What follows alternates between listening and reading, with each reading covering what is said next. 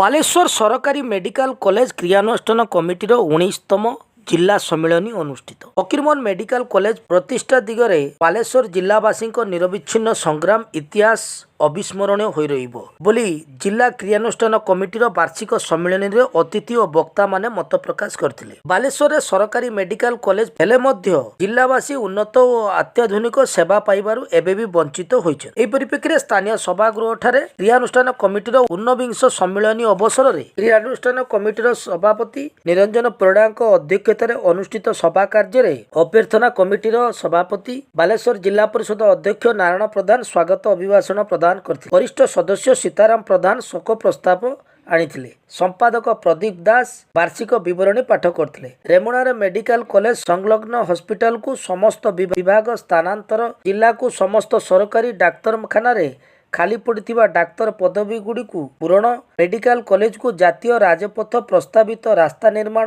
AIIMS hospital ସମ୍ପୂର୍ଣ୍ଣ କାର୍ଯ୍ୟକ୍ଷମ କରିବା ପ୍ରଭୃତି 17 ଦଫା ଦାବିପତ୍ର ସାଧାରଣ ସଭାରେ ଗୃହୀତ ହୋଇଥିଲା। ଏହି ଅବସରରେ କ୍ରିୟାନୁଷ୍ଠାନ କମିଟିର ବାର୍ଷିକ ମୁଖପତ୍ର ଅତିଥିମାନେ ଉଦ୍ଘାଟନ କରିଥିଲେ। ସମ୍ପାଦନା ମଣ୍ଡଳୀର ମୁଖ୍ୟ ନିରଞ୍ଜନ ରାଉତ ସମ୍ପାଦକୀୟ ଅଭିଭାଷଣ ପ୍ରଦାନ କରିଥିଲେ। ଭୋଗରାଇ ବିଧାୟକ ଗୌତମ ବୁଦ୍ଧ ଦାସ, ପୂର୍ବତନ ବିଧାୟକ ସ୍ୱରୂପ ଦାସ, ସୁଦର୍ଶନ ଜେନା ପ୍ରମୁଖ ବକ୍ତା ଭାବେ ଯୋଗଦାନ କରିଥିଲେ। ଜନସମ୍ପର୍କ ସମ୍ପାଦକ ଗୌରାଙ୍ଗ ପାଣିଗ୍ରାହୀ ଅତିଥି ପରିଚୟ ପ୍ରଦାନ କରିଥିଲେ। ଡକ୍ଟର କେଶବ ଚରଣ ପଣ୍ଡା ଧନ୍ୟବାଦ ଅର୍ପଣ କରିଥିଲେ। କାର୍ଯ୍ୟକ୍ରମରେ କ୍ରିୟାନୁଷ୍ଠାନ କମିଟିର ବହୁ କର୍ମକର୍ତ୍ତା ଓ ବିଭିନ୍ନ ସଂଗଠନର କର୍ମକର୍ତ୍ତାମାନେ ଉପସ୍ଥିତ ରହିଥିଲେ।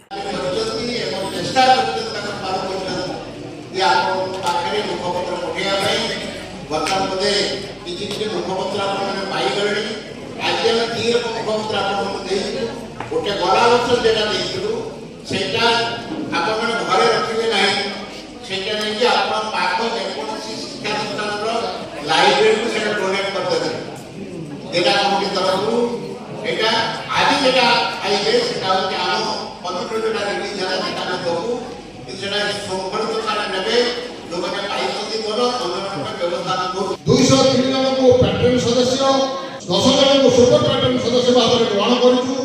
आज सुधा संबंधित अर्थ 59 लक्ष 98,851 टंका बैंक ऑफ इंडिया जमा रखी।